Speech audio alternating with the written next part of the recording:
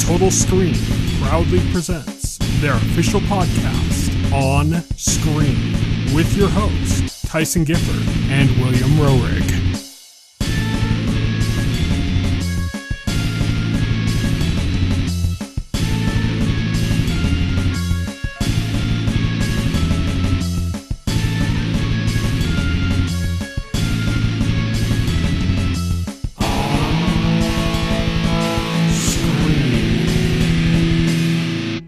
Hello, everybody, and welcome to On Screen, the official podcast of TheTotalScreen.com. I am your host. My name is Tyson. My name is Will. And today we are going to be looking back at 2022 and talking about the best of the year when it comes to movies and video games and TV and streaming and all that stuff. We have a few categories, or a bunch of categories we're going to go over, and we're going to pick our best picks and our runners-up in those categories where applicable, and just kind of talk a little bit briefly about those and where we're going with that. Before we get started with that, though, we do have our On the Horizon segment.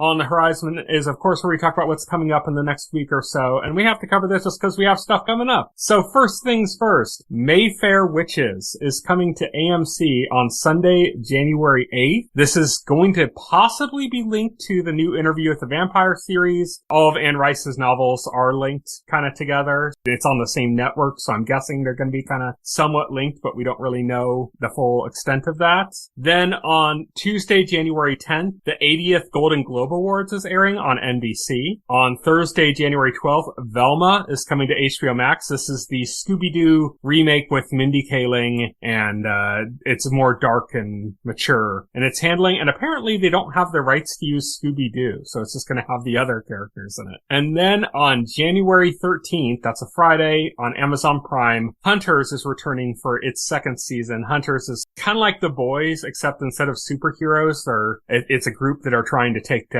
like Nazis that have infiltrated the U.S. government and stuff in the 70s. And that's going to be coming back on January 13th on Amazon Prime. That is it for our On the Horizon segment. And now that we've gotten that out of the way, let's roll right into our best of 2022 awards. And we're going to start things off with excellence in artistic production for a movie. So Will, give me your runner-up. My runner-up was The Batman, just because, man, they nailed the look of what a Batman movie should look like. The way, rainy, like, very wet. Rainy, very wet, and red, yes. Very red. Very dark. Gotham. Mm-hmm. What more can you ask for? I don't know. It's funny, Gotham's like always kind of depicted very much like a Chicago, and the Batman kind of brought in like a little bit of a Seattle vibe to it, I think. Yeah. Well, I think that might be colored by the fact that like all the Nolan trilogy movies were filmed in Chicago. Yeah, but I mean, even before that, that kind of gothic architecture type stuff was very Chicago. Yeah. Like even going back to like the Burton ones and even in the comics a lot, you know? Mm-hmm. But yeah, it had a kind of a crazy, unique look to it. It was very inspired by, they say like it was very inspired by like Kurt Cobain and like Nirvana, and that kind of like grunge aesthetic was throughout it. And the music was even used in it. So yeah, it's just kind of interesting new depiction of it. And that might be the starting point of the new DCU for all we know. Yeah, who knows? So my runner-up was All Quiet on the Western Front. I went through and just started mad watching all the big movies I missed out on. Through the year, I decided like suddenly, I need to watch these. I went into like a panic. And All Quiet on the Western Front is really good. It's a famous book and it's adapted. It's a Netflix movie. It's all in German. It's subtitled and it's just about the horrors of war. But man, they did like every shot's like a painting. It just has that like visual aesthetic, and there's a lot going on with like these almost monochromatic blue like landscapes that are then like broken up with like splotches of like golds and yellows and oranges and reds and stuff that like really pop because they're coming out of this almost monochromatic blue. So it just has like a really cool look to it. What was your winner? My winner was Doctor Strange in the Multiverse of Madness. And that movie was like a very a trippy feast for the eyes. Yeah. Lots of really cool special effects. Doctor Strange's battle with his evil multiverse counterpart were like slinging these spells, but like they're musical notes. Stuff where they're traveling between dimensions. It's a very cool looking movie. Yes, it really is. And again, it's one of the things I love about Sam Raimi is like Sam Raimi knows how to make a film visually interesting. He has a very kinetic style that's like really cool. Yes, exactly. So my winner was also a multiverse movie, and that is Everything Everywhere All at Once, which, to be honest, I might be like one of the only people that saw this movie that didn't like it that much. But from an artistic standpoint, it's just, they just threw everything at the wall and said, well, let's see what sticks. And they just went crazy. And the amount of just like absurdist stuff that's just in this movie, constantly flashing between one absurd thing and another, it's kind of a feast for the eyes. If nothing else, I have to give it credit for that. Right, yeah. So we're going to move on now to excellence in artistic production in a game. I'll kick things off here. My runner-up is Xenoblade Chronicles 3. I think they did a lot with, like, they used this, like, purple and orange kind of, like, color code that they stuck with through a lot of the game, and it just has this, like, really cool, kind of iconic look even within the franchise. Like, it looks a little different from the other games in its own franchise and stands out in that way. It's also got, I mean, artistic production also covers things like music, you know, and the music in that game is phenomenal. It's just a great looking game that's doing a lot of, like, interesting things, even breaking some traditions with its own franchise, which is cool. Tell me about your runner-up. My runner-up was Kirby and the Forgotten Land. The best looking Kirby game. It's Kirby. It's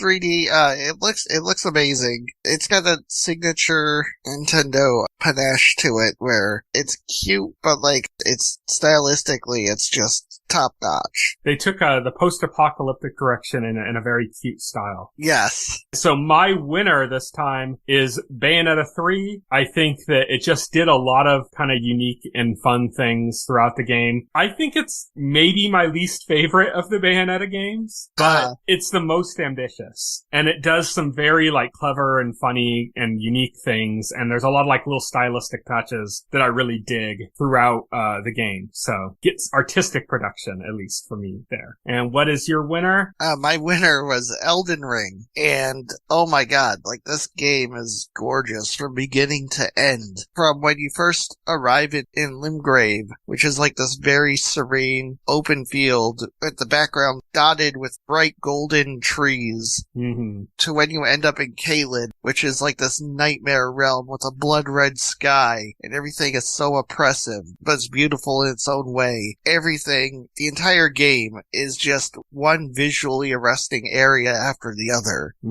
I can't help but like say that it had the best artistic direction of any game of the year. Yeah, I mean, I haven't played the game, but yeah, I have seen like the glowing trees and stuff, you know, towering glowing trees that are pretty impressive. Our next award is for excellence in artistic production for a TV or streaming series. So what is your runner-up? My runner-up was Stranger Things 4. Stranger Things 4 upped the ante for the series. We spent a lot of time in the Upside Down in this season. They did a lot with practical effects and stuff, which is really cool. Yeah, and also, you know, like the design of Vecna and stuff is really cool. So yeah, I thought that was really good. They did some good stuff with music too. So I'm just gonna say right off the bat, this is also my winner. So I will extend it a little bit just to talk about it. I think they did so much with just practical effects through the Upside Down and on Vecna himself, and they did so much with just that look. I mean, Stranger Things has always had like a really iconic look with the like reds and blues and stuff. It just looks phenomenal, but they really stepped it up on season 4 with like how they handled that. But they also were doing a lot with music this time, where they'd done a little bit before, but they really like 2 particular songs, that Running Up That Hill, the Kate Bush song, and Master of Puppets by Metallica, and the way they incorporated that into the show was like really kind of smart and timely and like really cool. Yeah. So yeah, that's why it's my winner on that one. My runner-up, by the way, was The Peripheral, which is from the creative team behind Westworld. So there's very little else I think I need to say about artistic production. If you've seen Westworld, you kind of have an idea of what that creative team is capable of. The way they handle certain like futuristic tech elements and stuff is just really cool and very, you know, specific to them. Like there's things things are going to remind you of Westworld, but it has its own flavor too. So I think that just had a really cool look to it. What is your winner this year? My winner was Lord of the Rings, The Rings of Power, and well, it should be. Amazon certainly paid for it. Yeah, but the most expensive show ever. Of all the show's flaws, like artistic production was not one of them. In fact, there was like a part early in the series, like a scene early in the series, where I was just looking at it and just being like, yeah, you believe that this world is real. Was it the flood? No, it was like a tower or something I was looking at. But it was like, yeah, I buy that this world is real. Nothing in it looks cheap at all. Oh yeah, definitely. There's a lot of TV fantasy where like you buy into it to a point, but you can see. Yeah, it looks artificial. See the strings. Yeah, it looks artificial. Nothing. You can practically see the tags from the costume shop, you know? Right, yeah, exactly. Nothing in Rings of Power Season 1 looked artificial, so I have to give them props for that. Mm-hmm. So our next award is we did artistic production for all of these, and now we're going to be doing technical production. So we're kicking things off with excellence in technical production for a movie. My runner-up is The Batman. We covered this a little bit on the artistic production, but just like some of the like set pieces when they flooded Gotham and stuff are just amazing. You know, like the way they pulled off this, you really feel like they completely took over the city for this movie and just like destroyed everything. They just did such a good job of like making use of such a big environment like that. Oh, it absolutely. Me a lot. Tell me about your runner-up. My runner-up was Doctor Strange in the Multiverse of Madness. Again, it's just a lot of the set pieces. You know, it was just, again, it's the way the movie was constructed and made just impressed me, you know? Yeah, definitely. My winner was Top Gun Maverick. I think that's largely just because they did so much of it like for real. A lot of the flying and stuff, the stunts. And it's just kind of insane what they were able to pull off. I thought the movie was okay. People were going off about how amazing the movie was and stuff, but just all the flight stuff is just kind of shockingly good. You'd kind of expect it because of all the hype going into it, but it lives up to it, especially in like the last act of the movie. It's just pretty crazy. Your winner was actually my runner-up. Do we want to say anything else about that? Yeah, it was The Batman, and it was, mostly for the same reasons you cited. Stuff like the flooding of Gotham, you know, all the practical stuff that they did. The fact that, like, the makeup on Colin Farrell was amazing. Yeah. Oh, yeah. Completely disappears. Yeah, completely disappears in that character. I thought they did an excellent job with the Batman. Yeah, definitely. Now we're going to excellence in technical production for a game. And what was your runner-up? My runner-up was Splatoon 3. There's been a lot of complaints about the Switch this year, that the Switch is old, that games are struggling to run. People like to point to Bayonetta 3 not being 60 FPS, or problems with Pokemon or whatever. Mm-hmm. Well, I can say I haven't played Xenoblade. I heard that ran really good. But I could say, like, having played Splatoon 3, like, outside, like, the network issues, which has been a Nintendo thing forever, it runs smoothly. It runs well. It looks good. It does what it's supposed to do. It just reinforces my belief that if people make games to the Switch's specifications, they will be fine. Mm-hmm. So my runner-up was actually one you cited for the bad frame rate, and that is Bayonetta 3. It's not the performance of it that I give it this award for. It's the scale. They went really above and beyond for the scale. Bayonetta 3's issue is that they went too far. They wanted to make a game that was too ambitious for the hardware. Yeah, and in many ways they achieved that. There are some performance issues. There are some things like weird dithering effects for transparencies and some bad textures at certain spots that show the kind of shortcomings of the Switch. But there's also like a lot they were able to pull off. The bosses just look phenomenal. Oh yeah, bosses. Amazing. Yeah, and just they're able to pull off so much. Load times are fairly quick.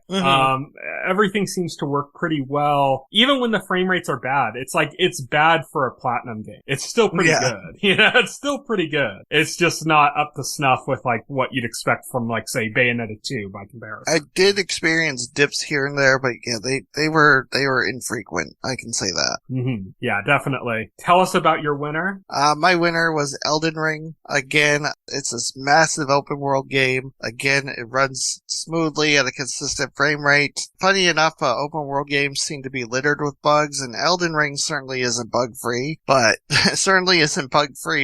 man, like, you don't encounter very many bugs in that game. It's pretty polished. My winner is another huge open world game, sort of, I guess. And that's Xenoblade Chronicles 3. All of those games, all the Xenoblade games have just these massive open worlds with these beautiful, insane vistas. And they're always punching way above their weight class as far as like the budget that those games have and the hardware they're running on. This is no exception. There's a lot more density in Xenoblade Chronicles 3 than in the past games, which just ups the complexity. And it's one of the only games, there's I think three or four Switch games that are using some sort of like a super sampling technology similar to like the AMD one. What's that? FSR? They're doing something similar to that. And one of the ways you can really tell that they're doing something is that when you're playing the game, everything looks really clear and sharp and beautiful. And if you take a screenshot, they all look blurry and low res.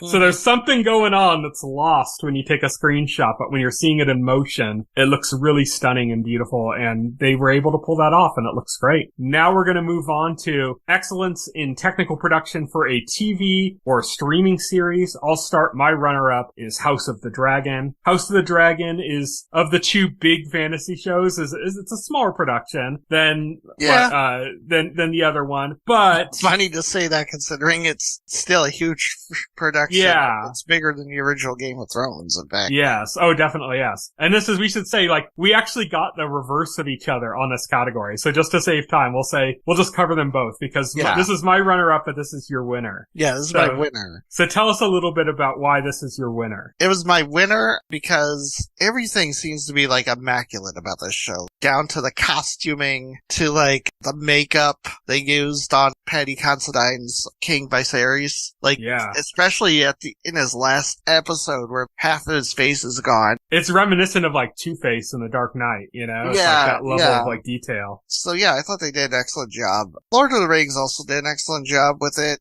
That's your runner-up and my winner. Yes. I mean, really, it was a tough call between the two because they both did excellent jobs with their material. When it comes to epic fantasy series, we had an embarrassment of riches this year. Yes, they did. Yeah.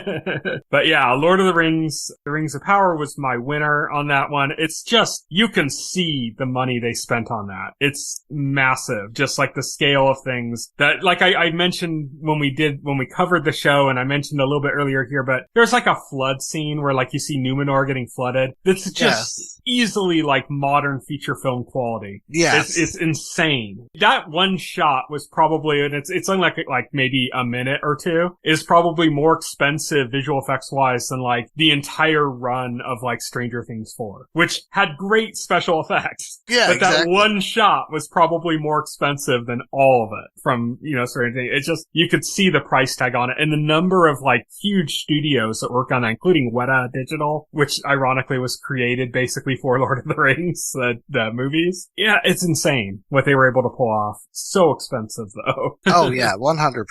Let's move on to our next topic, which is best performer in a movie. We don't do like actor and actress, so we just kind of focus on a single performer and one that really stands out. It could be a lead role or it could be a supporting role. It doesn't matter. It's 2022. It's silly to gender that award. Yeah, like, we have the same runner-up, so you can announce what our runner-up is because we both picked the same one. Oh, we did, didn't we? Okay. Yeah, it's Elizabeth Olsen as Wanda Maximoff, Scarlet Witch, and Doctor Strange in the Multiverse of Madness. Yeah, she's fantastic. Yep, she's fantastic. She's the best performer in the MCU, I think. Like, hands down in the entire MCU, to me. Oh, yeah, I agree with you. 100% of that. I mean, we saw what she did in WandaVision and how just, like, absolutely stunning that performance was. And she carries it over here, and it's just brilliant. She's just so good. Yeah, she is. I'm sorry, but, like, her performance, her character in this movie is what makes this movie for me. People are down on Doctor Strange, but, yeah, if it wasn't for her, then I'd probably be agreeing with the haters more. Yeah.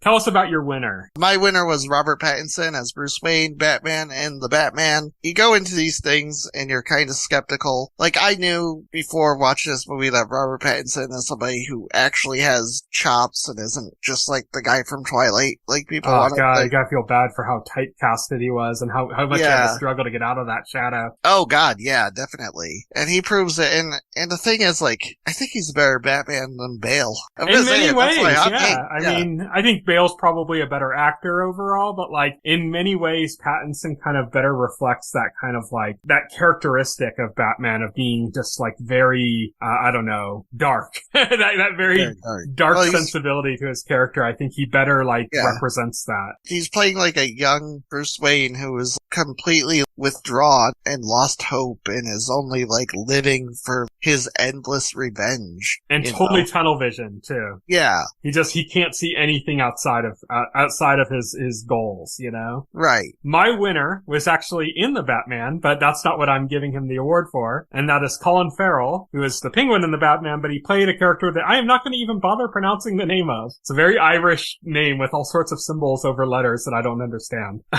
Padriak or something? It's in the movies The Banshees of Inisherin. And I have not seen this movie. It's such a weird movie, because the movie is about like these two friends and one of them decides he doesn't want to be friends with the other one anymore. And it gets to the point where the guy who's being dumped basically is so just not giving up on it, even though he's being told to, that the other guy says that every time he talks to him, he's going to cut off his own fingers. And so there's a scene in this movie where Colin's character gets helped by this other character, and they're like riding together on like a wagon, but Colin won't talk to him because he's afraid if he talks to him that the guy's going to cut off his own fingers. And so he's like breaking down. He's having like a total breakdown about this. And it's just a stunning performance. It just captures so much nuance and so many different facets of what would be going through your mind in that situation. It's just an amazing performance. Nice. So now we're moving on to Best Performer in a Game. So I'm going to start off. My runner-up is Anna Brisbane as Viola in Bayonetta 3. Some people didn't like that character. I saw some people complaining. I think she is just like perfect, adorkable. I love her character. Yeah, she's good. I enjoyed that character. Yeah, I mean, like, if you didn't have Bayonetta already, then, you know, you wanted like another really strong character, but you already have this really strong character. So like having this kind of like adorkable, clumsy character that's struggling just works better. And I think Anna Brisbane did a great job of capturing that. It's all a rip off of Devil May Cry anyway, so it doesn't matter. Tell us about your runner-up. My runner-up was Martha McIntosh as Melina in Elden Ring. She does a really good job with the little dialogue she's given in that game. Yeah, no, I enjoyed that performance. And we had the same pick for our winner. How could it not be? How could it not be? Jennifer Hale as Cereza Bayonetta in Bayonetta 3. There was a huge controversy this year. Yeah. where the previous voice actor, like, basically Helena Taylor, like, started up a bunch of shit. It ended up kind of not really working out well for her. One of the unintended victims of all of that was Jennifer Hale, who was kind of thrown under the bus. Yeah. And then the game came out, and you watch it, and you play it, and you're like, wow, yeah, it's a little hard to get used to for maybe like the first 5 minutes of the game. And then it's like you're just sold. She did such a good job. I don't know, Jennifer Hale is a consummate professional. I don't know, man. To me, she sounded like Bayonetta from the jump. It was crazy. I think at the beginning, I'm just hypercritical because you know it's somebody different. Right. And then the second, like, it doesn't take long. Like I said, just like 5 minutes, and I've just forgotten. Right. And it's just, I'm just watching Bayonetta. You don't notice it anymore. Like, exactly. That's how good she is. She's just a professional through and through. Oh, 100%. She deserves this award. Yes. Now we're going on to Best Performer in a TV or streaming series. Let's give you your runner-up, which is also my winner. Yeah, and that's going to be Paddy Considine as King Viserys, the first Targaryen in House of the Dragon. We've talked about this multiple times on the podcast already. His performance as King Viserys was so good. George R. Martin even complimented him. Yeah. Saying, you know, like, he wished he wrote the character like the way Paddy performs him in the show. Yeah, he was phenomenal. Yeah, phenomenal. So good, so much depth throughout the run. There's so many, like, different opinions you have about this character as the series stretches on, and so much of that is due to the nuance of the performance. Yeah, it's a very nuanced performance. At the beginning of the show, I was expecting him to be, like, just this clueless asshole, but they added depth and nuance to the character and made him more than that, which I greatly appreciate. That's classic of how you create create and build good characters. You give them depth and nuance. You don't just take a caricature or make a mockery of something that, you don't like in people and put that out there, like on the screen. Mm-hmm. So that was my winner and your runner-up. My runner-up was Rhea Seehorn as Kim Wexler in Better Call Saul. Oh, yeah, absolutely. We should just say right off the bat that your winner is also from Better Call Saul. And obviously. my short list was like 90% people from Better Call Saul. Damn it. Now I should nominate that for Best Cast.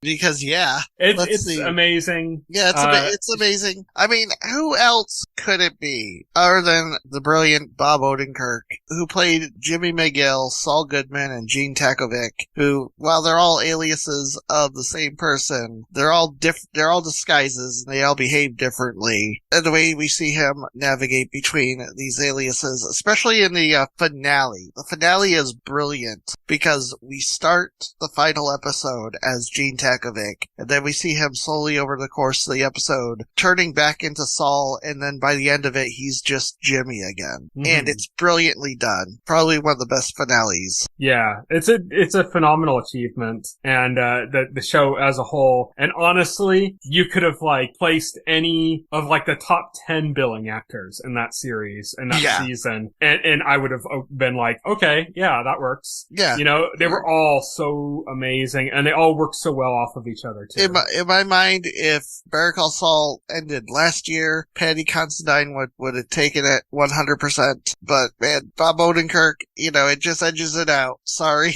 Sorry, Patty. Alright, so we've talked a little bit about how there's a difference between a performer and just the whole cast, and how a whole cast can bring so much to it. So that's where we're moving in now. We're starting with movies. So best cast in a movie. My runner-up is Weird, the Al Yankovic story, mostly for the cameos, actually. The cameos were really good, yeah. But I mean, besides that, you had, Daniel Radcliffe and Evan Rachel Wood. She was great. Oh God, it's just so good. Yeah. Rainn Wilson. They are all excellent. I felt like there was a comedy cast in this movie that was stunning, and I needed to address that. Tell us about your runner-up. My runner-up was Glass Onion, which I managed to watch on the second to last day of the year. I would say, overall opinion, I don't love this movie. The more I think about it, the less I love it, but man, does it have a great cast. Yeah. That's one thing you can't take away from it. A great cast that's firing on all cylinders. I don't think Kate Hudson's ever been better.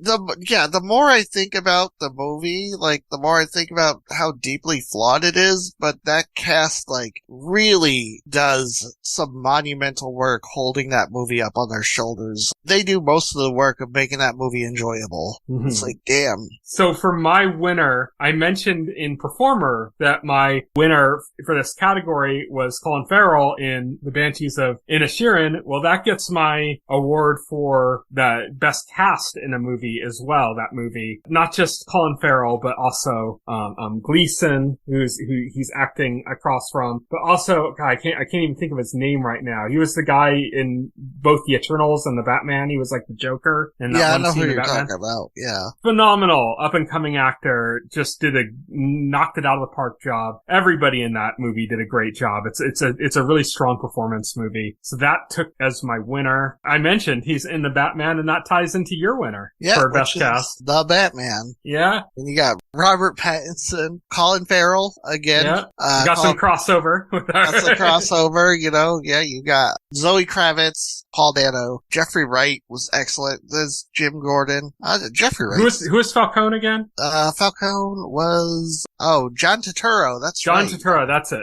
His name was escaping me. I love him in everything he does. John Turturro's a fantastic actor. I mean, the cast was stacked with great actors. Yeah, pulling off great performances too. So. Yeah, pulling off great performances. Yeah, so absolutely. Yeah, now we're going to move on to best cast in a TV or streaming series. So I want you to start off with your runner-up. Peacemaker. Peacemaker is fantastic. One of the early great shows of 2022. The one cast. Thing Suicide Squad, especially Peacemaker, made me realize how great John Cena is. Yeah, not something I expected. Yeah, not something I expected either.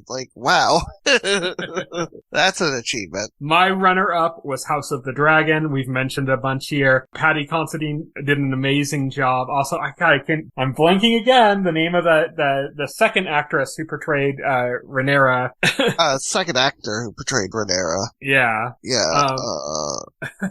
Phenomenal. Don't need to get the name down here, but like just Matt Smith in this was Matt just Smith, God, such an iconic character Emma performance. Darcy. Yeah, Emma Darcy. Yeah, as Emma Darcy. Okay, yeah. It just everybody was so phenomenal in House of the Dragon in the best way possible. It's just amazing that we can have this fantasy show where everybody just delivers at 100%.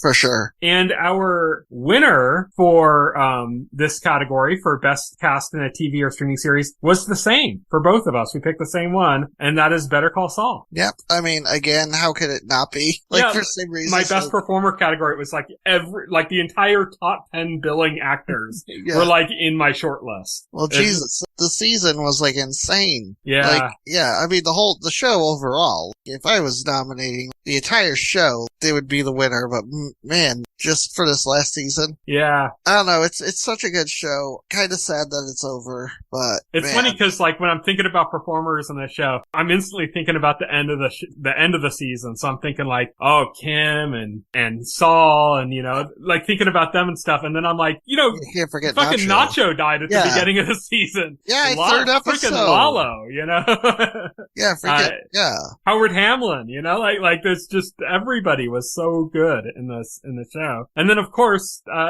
Gustavo Fring, it's like this incredible cast. Oh yeah, absolutely. Yeah. Let's move on then to best story in a movie. And my runner-up is going to be The Banshees of Inisherin. I explained a little bit of the plot. I don't want to say much more to avoid spoiling it, but it's just like a meditation on like friendship and what it means and kind of the relationships we have with people and like how can those be severed? Like, is there good reason to sever those relationships? Things like that, like that are, you just normally don't think about because we don't really have much place to get rid of those things in our lives. And here you have a character that wants to get rid of that in their lives and it becomes a fascinating story. Tell us about your runner-up. My runner-up was Doctor Strange in Multiverse of Madness. I thought the concept, obviously with the multiverse, I thought the concept of taking an Avenger and turning her into a villain was interesting.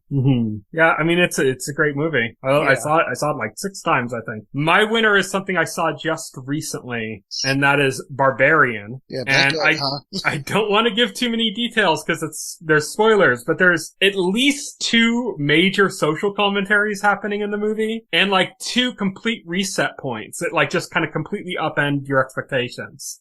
Twice that happens in the movie, and it's just a great like story idea. It's a great concept. That it's not like, oh my god, this movie's about this. I never would have thought that. It's like, oh no, this movie's about more than what I thought it was. Like it never like changes what it's about. It just adds to what it's about. Okay. And it does that in such a really good way. So it was a great watch, good horror film. Check it out. Not The Barbarian, just Barbarian. Tell us about your pick for best story. My pick for best story was The Batman. What I loved about this is it does what like a lot of Batman media doesn't do, and it focused on the mystery and Batman's crime-solving skills.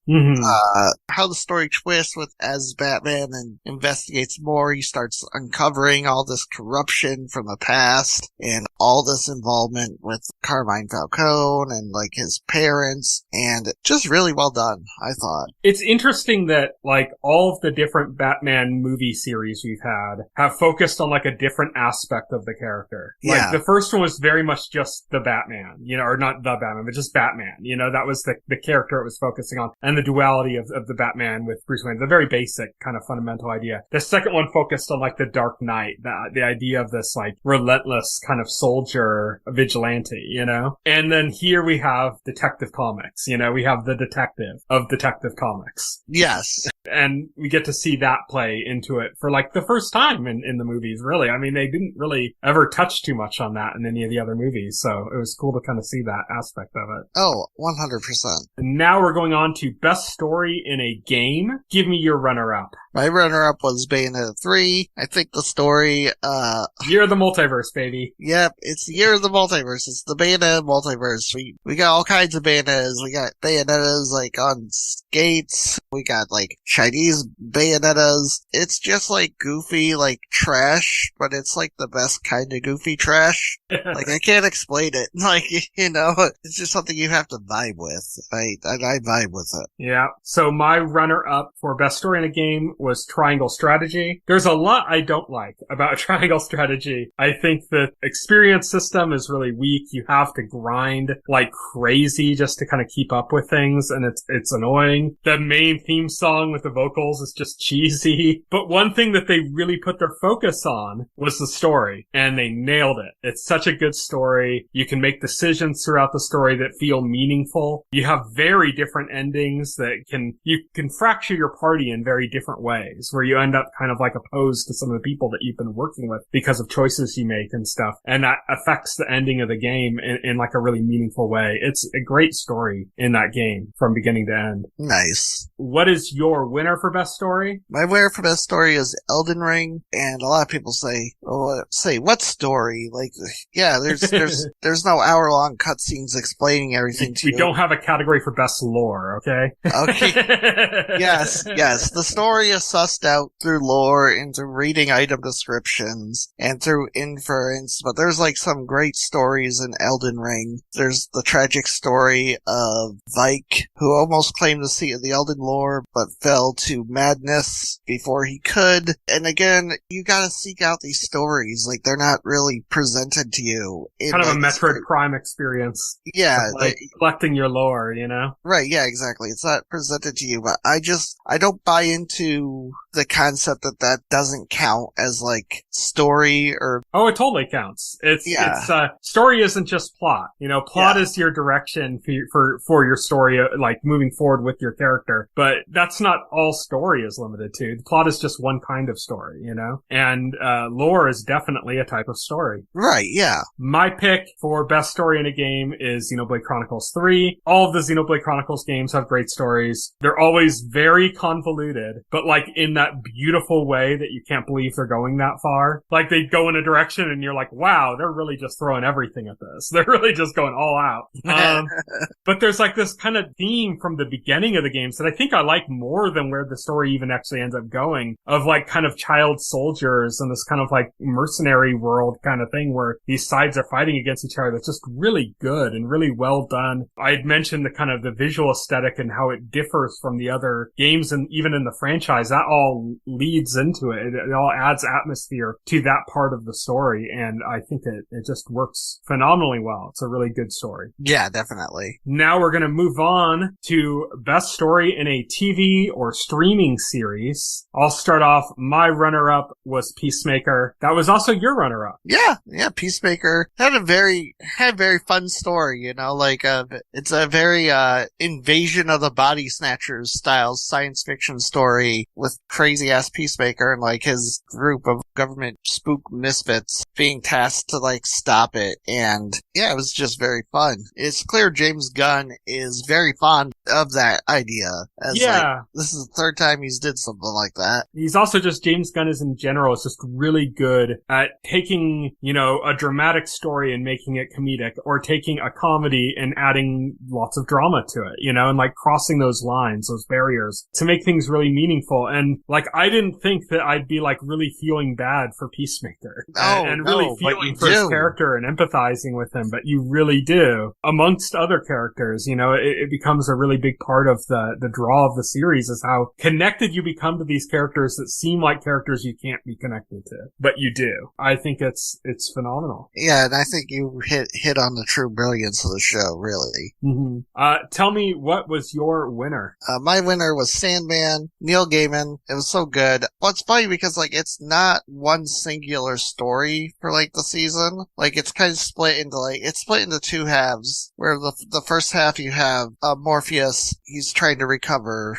his lost items of power, and having to deal with the man who has one of those items and wants to use it to like reshape the world. Yeah. And also there's like a big part in that part of the story about just how these items corrupt people that are incapable of handling them, you know? Yes. And then you have like the second half, which is about this girl who is some sort of Dream vortex. Yeah, that's what they called it, a dream vortex, who has the power to potentially destroy the entirety of the dreaming, and the forces that are converging on her, and basically how they deal and handle with that. And I thought, they were both good, interesting stories. We, especially in the first half, we go to a lot of places, meet a lot of different characters. We meet Lucifer herself, which was really fun, because Lucifer was played by the wonderful Gwendolyn Christie, who I think, I enjoy her performances and everything I've seen her in so far. Yeah, it was just a good show. Yeah. My pick for story in a TV or streaming series is Stranger Things 4. I think they did a phenomenal job with character story. Stranger Things always has done a good job with character story, but I think they did it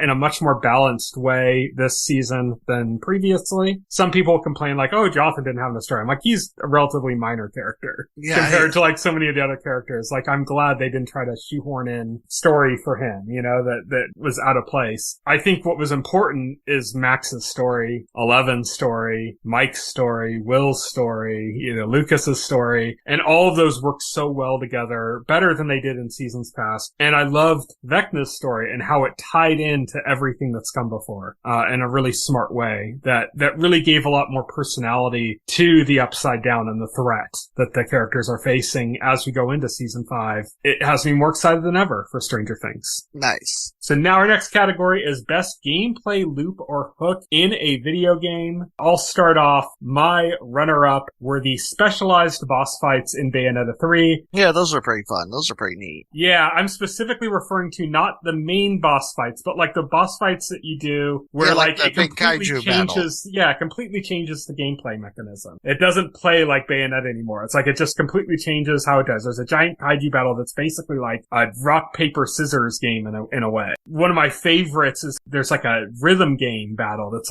phenomenal that happens towards the end of the game. It's so good. I like those bits of surprise. I like when you're playing the game and you're going through it and you're going through the routines and you're okay, I'm hitting these check boxes each level as I'm going along, and then it just does something to throw you for a loop. And I love that. It gave a lot of flavor to my gameplay experience, so I enjoyed that a lot.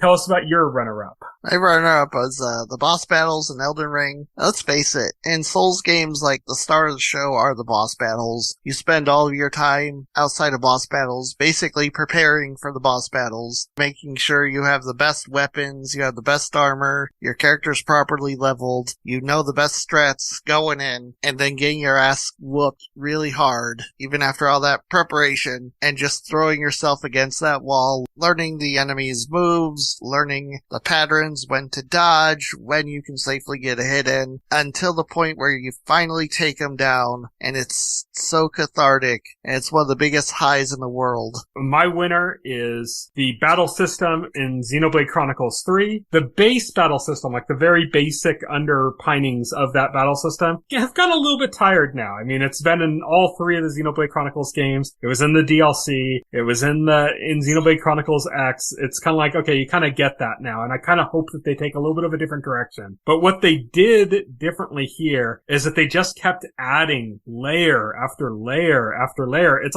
you're 100 hours into the game and they're still adding new layers to the battle system. It's just constant. They just keep adding new layers to it that change the way you look at it. And it's kind of crazy and it's fun, and it's always giving you something to kind of play with, something to toy around with and figure out something else, a different way of doing things. So that is my pick for winner. Now you give us your pick for the winner of best gameplay loop or hook in a video game.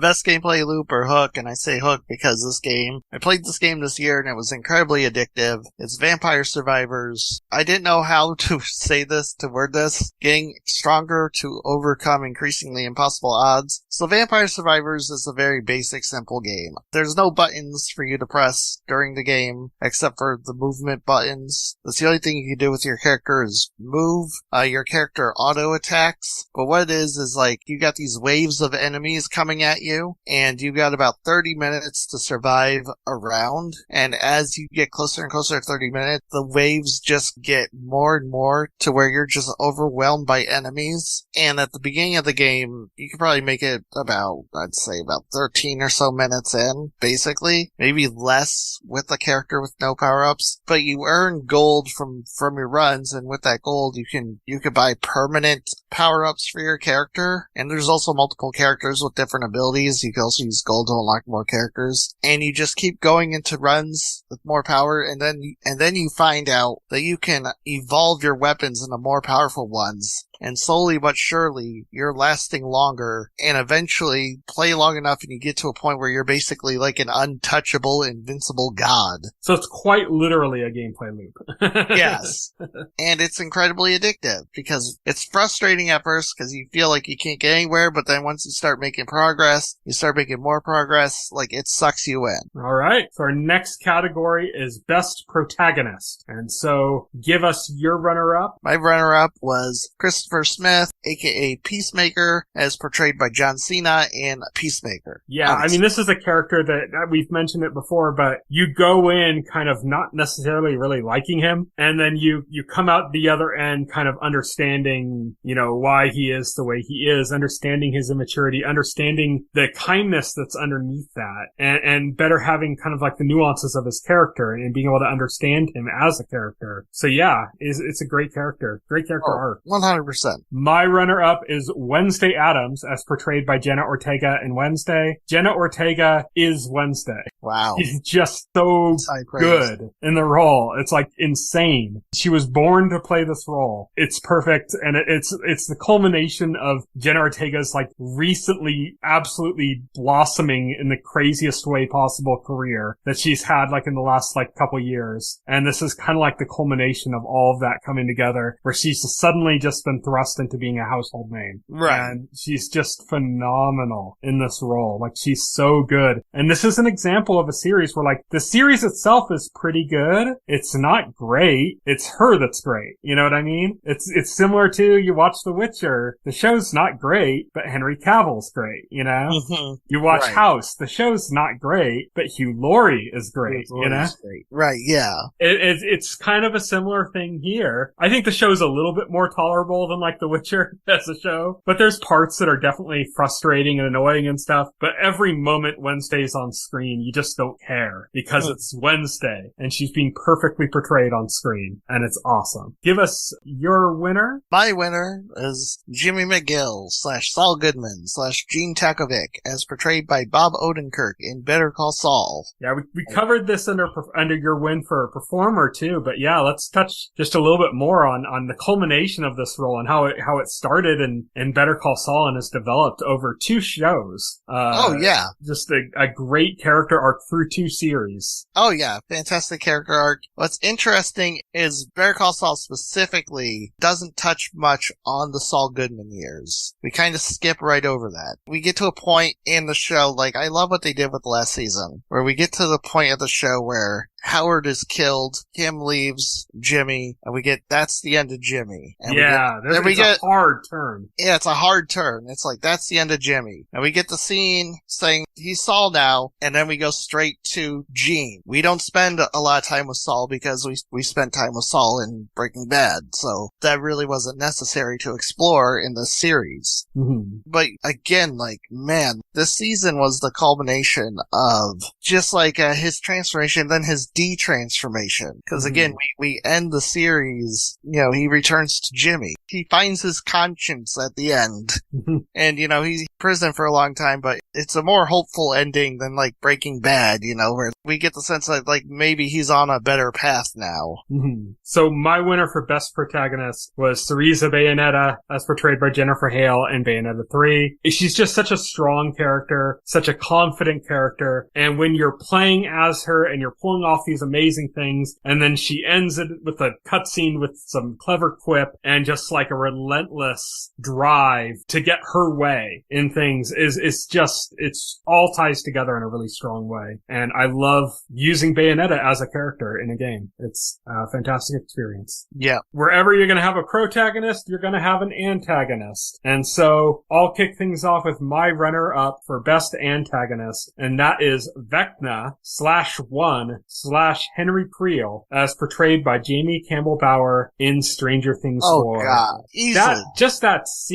That scene where that all comes together and you find out that he's all three of those people that have all been separately set up and developed, and then they all come together in that moment and you see like the full picture. I mean, it's just so competently handled. The character's introduction was one of the creepiest things in Stranger Things as an entire series. Yeah. I mean, he's like Freddy Krueger meets Voldemort. Yes. Yeah, exactly.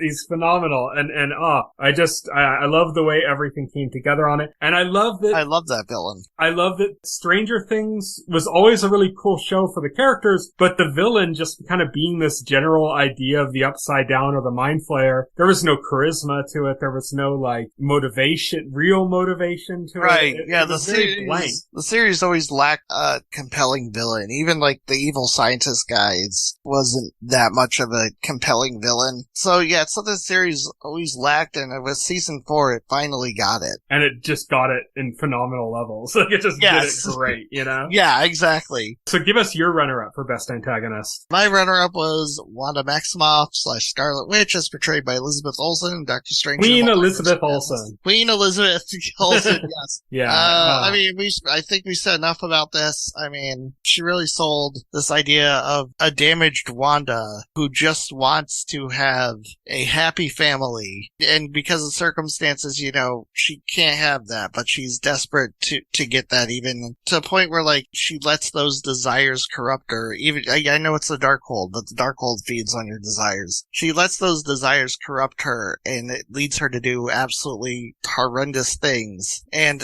again, Elizabeth Olsen's performance like sells it. Mm-hmm. Well, she's compelling as a villain because you understand her. She's a sympathetic villain. You get why she's like that. So you're not like, oh, we need to stop Wanda. It's more like, we need to help Wanda, you know? Yeah, exactly. And you feel so much sympathy for her through the entire proceeding. And this is, again, like we talked about with Saul Goodman in the protagonist category. This is like an arc that's gone over multiple mediums. And, you know, this character is multiple movies, a TV series, and now in this movie coming to fruition. This is an arc that's taken over that course, and everything makes sense because of what you've seen before. So it really worked. She's terrifying. For everything that made her so cool as a superhero makes her absolutely terrifying as a supervillain. Oh, 100%. So for the winner in this category of best antagonist, we picked the same role. Could it be anybody else? No, it couldn't. Then Eduardo Lalo Salamanca, as portrayed by Tony Dalton in Better Call Saul. Probably the best addition to the Better Call Saul cast. Oh yeah, absolutely. I just love this character. He seems cool, calm, and collected, but he's just as crazy as his relatives. He's a total psychopath. He's just more calculating. Yeah, he's just more calculating. One of the best scenes with him in the entire season was when he came to visit Jimmy and Kim. Like after Jimmy got back from the desert, mm-hmm. and he knows that Jimmy's story was fake, that he lied. And instead of just coming in there and calling him out on it, he's just like, tell me the story again. And Jimmy repeats it, and then he just like looks at him and he smiles. He says, tell me the story again. And he keeps going on, and you can see like Jimmy getting more nervous, having to repeat it. But it's such an intense scene because we don't know what the hell he's gonna do. He just keeps asking him to repeat the story. Such an unpredictable character. Yeah. Because he is kind of that perfect amalgamation of like calculating and just batshit crazy. Yes. Where you don't know if he's gonna do something very calculated and smart, or if he's just gonna do something just absurd and out of nowhere on pure emotion. You just don't know what he's gonna do. He's so unpredictable. And that just makes him terrifying. Yes. And we get that the second time he visits Jimmy and Kim at their apartment where he just hauls off and kills Howard Hamlin. Yeah. Oh, such a shocking scene. Very casually, too, because he just pulls out his gun, starts putting on the silencer. Howard's like, who are you? And he's like, nah, I'm nobody. Don't worry about it. He just points it at his head and kills him. It's like, Jesus.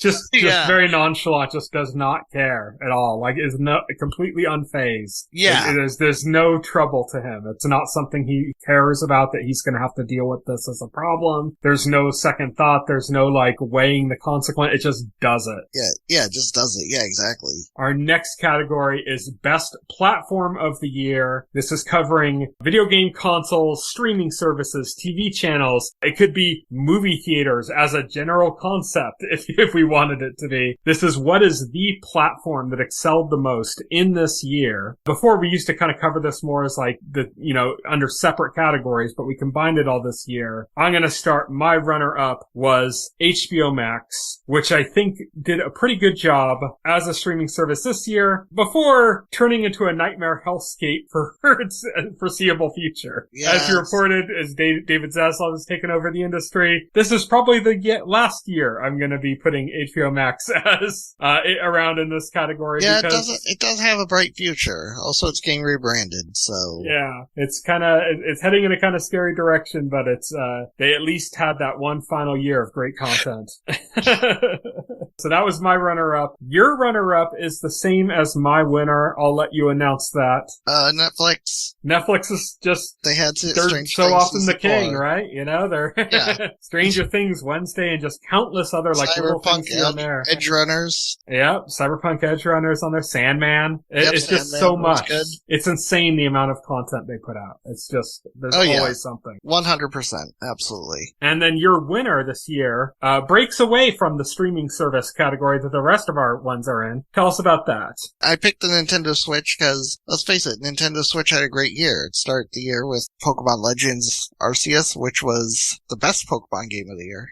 No, actually, I like Scarlet better. Then, they followed that up with Kirby. They had Triangle Strategy, Xenoblade Chronicles 3, Splatoon 3, Bayonetta 3. Year of threes. Yeah, the year of threes. I mean, it was a fantastic year for the console. Yeah, and then you add in, like, the kind of the ports that we've been waiting years for. Like, the kind of games that we've been going, oh, this would be great if it was on a Switch. And then we get them, like Persona 5 Royal and Nier Automata. Those are the kind of things that people have been saying, why isn't this on Switch for years? And now they are. Oh, yeah, absolutely. So even outside of all the great, like, exclusive and original content, we just got so much else. The Rabbids and Mario sequel, was this year as well. There's just so much for so many different types of people. Now our next category, we each only have one winner, no runner-up, and that is the best thing I missed from a previous year. Mine is The Kingsman, and that's really only because it came out at the very end of the last year, and I ended up not seeing it until this year, and I enjoyed it quite a bit, and I think it kind of deserved a little bit better. That was one of the movies that got disrupted by the pandemic for its release schedule, and just kind of got screwed up because of that. I think it deserved a bit of a better run, but it was a really good movie. Really great villain, too. Tell us about your winner. Mine was The Messenger. It's a game I had sitting in my Steam library for when I redeemed it from a bundle a while back. I never got around to playing it, but I got a Steam Deck this year, which has really encouraged me to dig into my backlog, especially for games that seemed like they were really pick up and play and good portable experiences. I thought The Messenger would fit that bill, and that game blew me away. That game is so much fun. Holy cow, it's got this really interesting platforming mechanic where, it's an action platformer done in, they do this really cool thing where, it's an 8-bit standard platformer at the beginning, then halfway through the game, it turns into a 16-bit Metroidvania. Oh yeah, really awesome too, the way they did the transition. But it's got this really interesting platforming gimmick where, there's these lanterns all over the game where, if you jump on it, you could double jump off of them, and at first it seems like, oh, that's neat, but then when you get into the game, you find out that's integral to the platforming and to success in the game. And you do all sorts of crazy shit with it, and it's so much fun. The game also, the game story is neat. It's full of, humor and dialogue. I mean, I just fell in love with this game. It's one of the best indie retro games, I've ever played, I think. In my opinion, this would have been my game of the year had it actually came out this year. I enjoyed it that much. All right. Well, let's move on to Best Comedy. Show us your runner-up first, which is also my runner-up. Yeah, my runner-up is Weird, the Al Yankovic story. Such a great surprise. I'm really glad it turned out as well as it did. I was kind of nervous, to be honest. But man, yeah, they knocked it out of the park. My favorite bit from the entire movie is the idea that Eat It was an original song and Michael Jackson parodied it. Yeah, that twist was great. There's so many good things. We did an episode where we talked about this and UHF. If you're interested, go back into our podcast archives and find that episode because it was a fantastic and well-titular titled movie. With Weird being what it is. And it's the kind of movie we just don't get that often anymore, and it was great to have a really just kind of absurdist, weird comedy. But yes.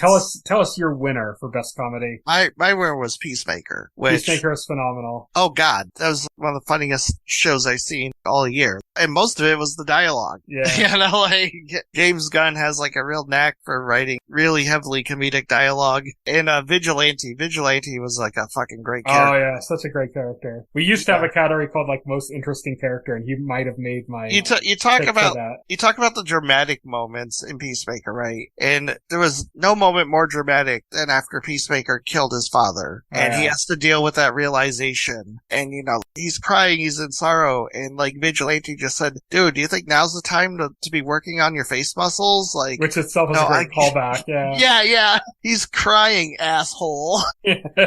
Just injecting comedy into like those dramatic moments, but you know, not making it forced or anything. Just doing it perfectly to where it fits. Like, again, like you said earlier in the podcast, like James Gunn is good at shifting the mood between drama and comedy effortlessly like that. Mm-hmm. That was fantastic. That was one of the early great shows of this year. Yeah. My winner for Best Comedy is Beavis and Butthead. I loved Beavis and Butthead when I was a kid. They came back with the movie, the Beavis and Butthead Do the Universe movie. Yes. On Paramount, which was great. And then they followed that up with a return to the series that took it in a smarter direction. The characters aren't smarter, but the storytelling is smarter, and just, they really excelled. It's like Mike Judge has been holding on to ideas this whole time, and we got to it, and all of a sudden we got them all coming out, and they're great. And I absolutely adored what Mike Judge was able to bring to the table with a return for Beavis and Butthead, that he could have easily just done like a really lazy approach and just given us more Beavis and Butthead silly potty humor jokes, and that's it. But he kept like skits going, stories, running gags, things that are more complex than that, and it was great. Oh yeah, definitely. And now on to Best Drama. My runner-up for Best Drama is House of the Dragon. That was also your runner-up. Yes. We have matching ones for Best Drama. Yeah, I mean, House of the Dragon. Again, what more is there to say about House of the Dragon? It would have been Best Drama, in my opinion, if there hadn't been a certain other drama this year. Yeah. The one thing I'll say I can add to the thing about House of the Dragon is that it had a lot working against it because of the way Game of Thrones ended, the animosity towards that franchise. It had something to prove. It had to prove that Game of Thrones could be good again, could be that phenomena that people, and it did marvelously. Like, I had trepidations. I was like, okay, well, this is like singularly focused on one family. We're not skipping around between like multiple sets of characters like the original show. We're not going to the wall. Whole time too, we're not going to be hurt again. Yeah, exactly. They did a fantastic job with this. The cast was perfect. The story managed to keep you gripped, even though like it's mostly just set up for what's to come. Mm-hmm. Like, this was a setup season, but that setup is so darn necessary, and they managed to keep it thrilling and intriguing, even though the actual meat of the narrative hasn't happened yet. Mm-hmm. And both of our winners for Best Drama, the certain something that was able to beat out House of the Dragon. Yes. Better Call Saul. Better Call Saul. How could it not be? Yeah, so good. Yeah. So good. It really just cements Vince Gilligan as just one of the best showrunners of all time. Yeah. He's just so freaking good. Such a good cast, such a good production crew, such a good writer's room, and such a good leader of that writer's room with Vince Gilligan. It's just amazing. It's just an accomplishment. It's the kind of thing we're going to be looking back on for decades to come, talking about how brilliant it was. That's just what it is. This was an art show that had something to prove. Go again. I remember articles when it was announced, there's one article said, do we really need a show about Walter White's lawyer? Yes. Yes. Yeah, it turns out, yes, we do. Yeah. Well, remember when you hadn't been watching Better Call Saul, and I was talking about, I think specifically this season on the podcast, and I'm glad you're at the point now where you can, like, understand what I was saying, is that this is, like, the best case for why a prequel can be good that I've ever seen. Like, you know, we watched the Star Wars prequels, and it was interestingly, both it tarnished the whole idea of a prequel, the Star Wars prequels. So much so that everyone's like, they hear about a prequel and they're like, a prequel, you know? A prequel can be good if there's a point to it, right? I mean, there's no point into doing a Spider-Man prequel about Peter Parker before he ever got powers or became Spider-Man and is just like a high school student. There's no point to that. And there would have been no point to a Breaking Bad prequel where we're just following Walter White's life as a high school teacher. Yeah. Obviously, to do a prequel to Breaking Bad, they had to take a completely different direction and follow a new character. It turned out that character was Jimmy McGill, Saul Goodman, because he had an interesting backstory to explore. But it also just does such a good job of, like, when you watch certain things and you can see kind of the building blocks of things that ended up in Breaking Bad, that you're like, you kind of just took for granted, like, oh, this thing exists. Like, I don't really need to know more about that. And then it goes into more about that, and you're like, oh, I did need to know more about this. This is, like, fascinating, you know? This gave so much more character to this thing that I just took for granted before. Right, yeah, exactly. It's brilliant. Yeah, it was brilliantly executed. One of my favorite shows of all time now. Our next category is Best Animated Movie, Show, Cartoon, or Anime. I'm going to start with my runner-up. You don't have a runner-up on this. You made a note that you didn't get to watch enough animated content this year. Yes. My runner-up, though, is Chainsaw Man. Chainsaw Man is like... I heard that's insane. It's immature, and then it has these moments of, like, emotional clarity, and where you can see, like, manipulations happening and stuff that are just, like, seems so much more sophisticated than you would expect. And it's just beautifully animated, and there's just this feeling that there's so much more happening beneath the surface. And these little moments that prove that. It's just so good. It's so good. It's the It anime of the year. The one everyone was talking about, excited for, and was raving about when it happened. And it's my runner-up. Tell us about your winner. My winner was Beavis and Butthead for the same reasons you cited. It was good to have them back. And again, it was good to see that the writing evolved to be smarter and doing more new things with these characters. I mean, like I said, they could have easily taken a lazy approach. Yes, they could have. They handled this, and they didn't. And that's commendable. That in and of itself is commendable. My winner is Cyberpunk Edgerunners. I'm one of the few people that played Cyberpunk right when it launched, played 200 hours of it right when it launched, played all the way through it, bugs and all. Absolutely loved the game, because even though there's all sorts of technical issues with it when it came out, it had a great story, it had great character stories, and it had an amazing setting. Cyberpunk Edgerunners builds on all of that. Like, there's scenes in Cyberpunk Edgerunners where, like, you're like, I know where that is. Like, I know if you, like, turn right and run for a mile, you're gonna be at this other place where this other thing happened. And then if you turn left, you're gonna go to this one area, and that's where this other scene in Edgerunners is happening. So, like, everything you can feel the world. Like, you know where everything is. They did a brilliant job of connecting it to the game in that way, of just making it feel like it's another story in the same world. Right. And it feels cohesively so. It's so good. It's Trigger is the animation studio. They're amazing. If you've ever seen anything by Trigger, you know what Trigger anime is like, and it's always so good. And it's at its best here because it's not as goofy or as weird as other Trigger stuff, but it goes goofier and weirder than most anime stuff does. So it still does that, but then it does all of that while having like a really emotional and relevant story at its backbone. It's so strong. It even reuses some of the music from the game, but like recontextualizes it. So like when you go back and play the game and you're like driving around and one of those songs comes on the radio, you're like, oh fuck. Like it just hits you in a completely different way because you've now watched Cyberpunk Edgerunners and you've seen that used in a different way in that. It's an achievement. It's amazing. Nice. Our next category is Best Overall Movie. I'll start things off with my runner-up, which is also your runner-up. Again, we twinned on this category for runner-up and winner. Twins. So I'll present the runner-up and I'll let you present the winner. The runner-up is Doctor Strange in the Multiverse of Madness. As I said, I watched it like 6 times in basically every way I could. I watched watched it in Screen X. I watched it in 3D. I watched it multiple times in TV. I watched it on Disney Plus. I watched it in so many different ways. I loved it. I love Sam Raimi's work. I think it's always brilliant. I saw people complaining about certain parts saying like, oh, he uses like these cheesy montages. I loved those cheesy montages. Yeah. I think I love his cheesy montages. Everything about it I loved. It's great. And that was my winner. I agree with you. Yeah, my winner was Batman because, look, after the Nolan films, I was like, okay, nothing's gonna top this. I don't know, like, I worked out like the last Nolan film thinking, I don't know what they're gonna do next, but it's not gonna top this. And I kind of set in my mind that I wasn't going to be interested in future Batman movies because I didn't see. So I was skeptical of a new Batman movie until I saw the first trailer for this. I think this was better than the Nolan Batman movies, all except maybe The Dark Knight. You just stole the words out of my mouth. Yes. I am a thief. I'm the Phantom Thief. Yes. It's better in many ways, except, I mean, there's parts in The Dark Knight that are like, I think are probably better than Batman. I think The Dark Knight is on par, but to me, that's an incredible achievement.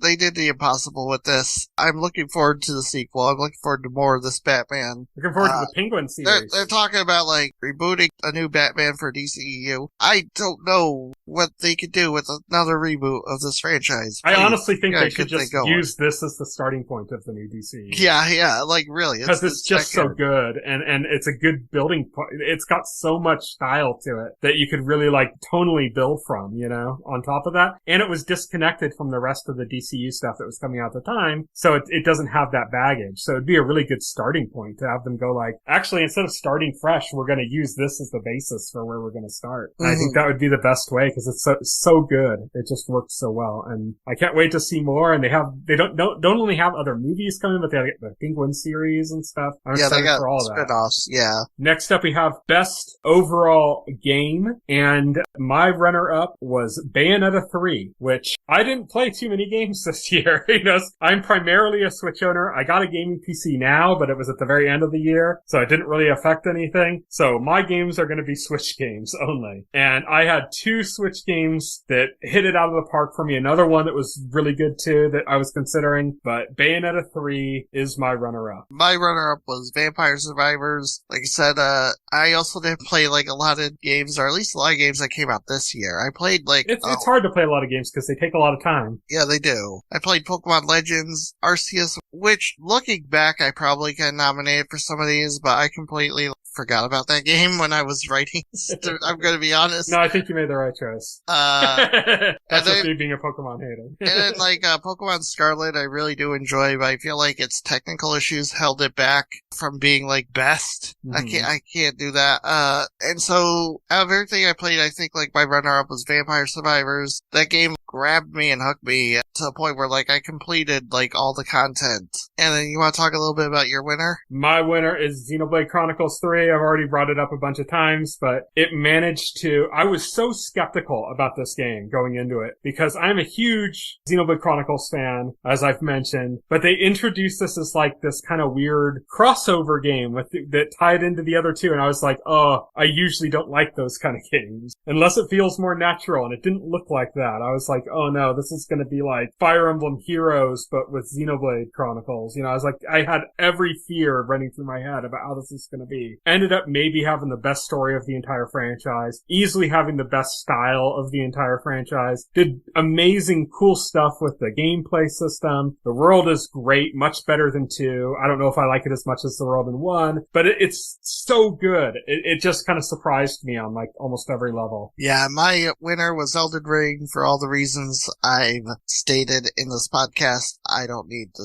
say anymore. It's just one of those games that does everything right. And then our last category is Best Overall TV or Streaming Series. And again, we twinned. So I'll announce the runner-up and you announce the winner again. Our runner-up for Best TV or Streaming Series is Stranger Things 4. I don't think we really need to get more into it. It's everything that Stranger Things had going for it, coming together in the best way possible. Oh yeah, absolutely. Here's hoping Stranger Things 5 sticks the landing. Mm-hmm. Let's move on to the winner. Better Call Saul. If you didn't see this coming, you weren't paying attention. Yeah, exactly. Like, come on. We love this show. Again, nothing else to say about this show. It was brilliantly executed. A true masterpiece in this year. Yeah. From beginning to end. It's funny because, like, I was thinking, like, there are parts of Breaking Bad that I don't like that much, but I can't say the same thing for Better Call Saul. It's consistent throughout the entire run. Mm-hmm. Yeah, I mean, it's standing on the shoulders of Breaking Bad, and it's not taking that lightly. No, it's not. That's great. That's it for our picks for the best of 2022. We have a few last things to get to before we leave, and that's that for everything that's good, there's got to be some bad, and one of those bad things is regrets. So this is the category we're talking about where we just say things that we didn't get around to seeing that we regret not getting to. I'll start off with my regrets and let you get to yours afterwards, but the two I'm picking out were both movies. One I didn't even know about until it was too late, and I was like, oh, I gotta watch this before we get going, and it's just not available anywhere yet as far as like streaming services or anything. And that is Living, which is a new adaptation of To Live, or Ikiru, which is a Akira Kurosawa movie that I absolutely adored. And I heard this took it in kind of new directions that made it its own thing. I love the original movie. It's my favorite Akira Kurosawa movie. I absolutely adore it. I talk about it all the time, and I'm excited to see this and kind of annoyed that I didn't get to add it to my list this year. But yeah, that is Living, and it stars Bill Nye, not the science guy. Oh yeah, I know who you're the British about, actor.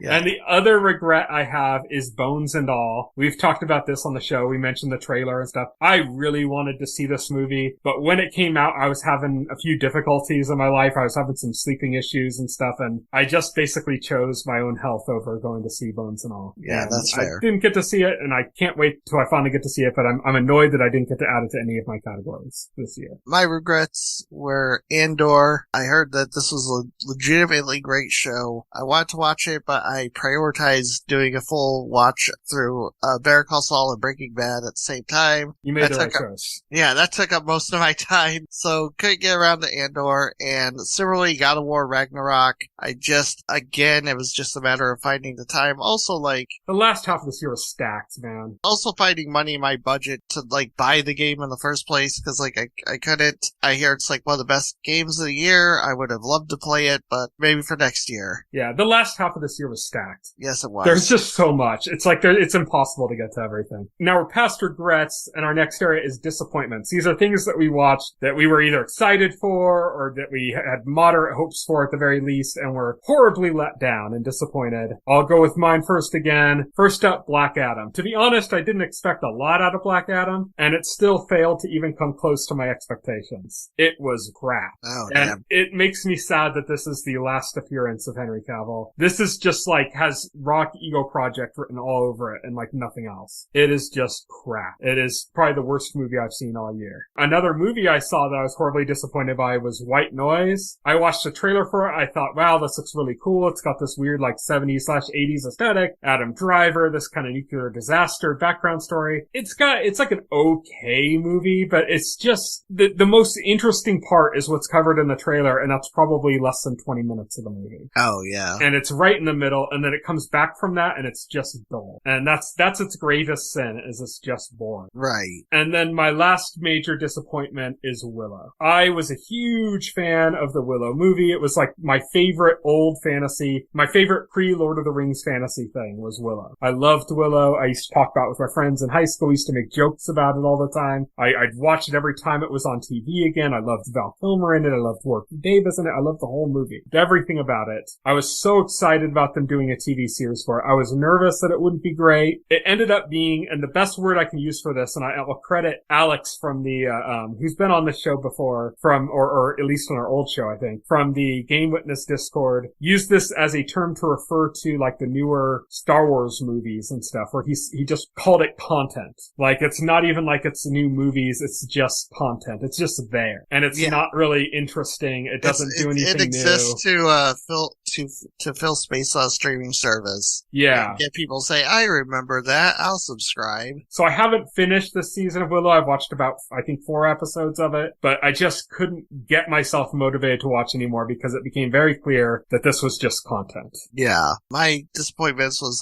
Thor, Love and Thunder, sooner. I really wanted to love this movie. I loved Ragnarok. Ragnarok had the perfect balance of, like, you know, action and humor, and then this, like, really, like, fell in love with the humor aspect to the point where, like, it overwhelmed the movie. The movie couldn't even have, like, proper dramatic moments because they were always trying to do jokes or whatever. I don't know. It's kind of interesting because Ragnarok was so good. Yeah. That you think like, oh, more Ragnarok, that's going to be great. And then a lot of people like, I liked it a lot more than you did, a lot more than a lot of people did. But I can understand where people are coming from, you know, that it just, that balance didn't work this time. Like, it almost feels like there's this untangible thing and it just didn't meet it, you know, it just didn't reach what it needed to reach. Right, yeah, exactly. And then She-Hulk, I didn't know what I was expecting, but I was expecting something much better than that. Yikes. Yeah, if you listen to us discuss it, you'll know that I actually quite like She-Hulk and Will hated it pretty much from beginning to end. And that's, you know, it's one of the few things that we really disagreed on this year. I don't think it's the best thing that Disney Plus has done with Marvel stuff, but I still enjoyed it. I still thought it was funny, and I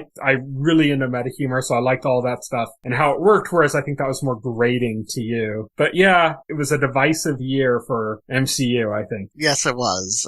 Phase 4 has not been the best phase of Marvel, so hopefully Phase 5, hopefully Marvel comes roaring back next year with some better stuff. Alright, well that is it for our show. Next week we are going to be talking about what we're anticipating for 2023. So stay tuned for that. Look forward to that as we discuss everything that's coming up in the year. Or not everything, because that would just take an absurd amount of time. But we're going to discuss what's coming up in the year that we're looking forward to. Thank you everybody for listening. You can follow me on Twitter. I am at Tyson Gifford. You can follow Will. He is at Voxel Hero. Check out our Facebook page, our official Twitter, our personal Twitters. Check out our website, thetotalscreen.com. If you open up the container story for any of our podcast episodes on our website, you'll find all the relevant social links and stuff to our SoundCloud page. You can also subscribe to this podcast just by looking us up. We're the OnScreen podcast from thetotalscreen.com, so you can look up those. Hopefully you'll be able to find us on your podcast client of choice, like, say, Apple Podcasts or Pocket Casts. Thank you, everybody, for listening. Night. Night. Thank you for listening to the On-Screen Podcast, the official podcast of The Total Screen. Visit our website at thetotalscreen.com. This podcast can be found on any major podcast client, including Pocket Cast and Apple Podcast. The entire backlog of this podcast and other content can be found on our YouTube channel.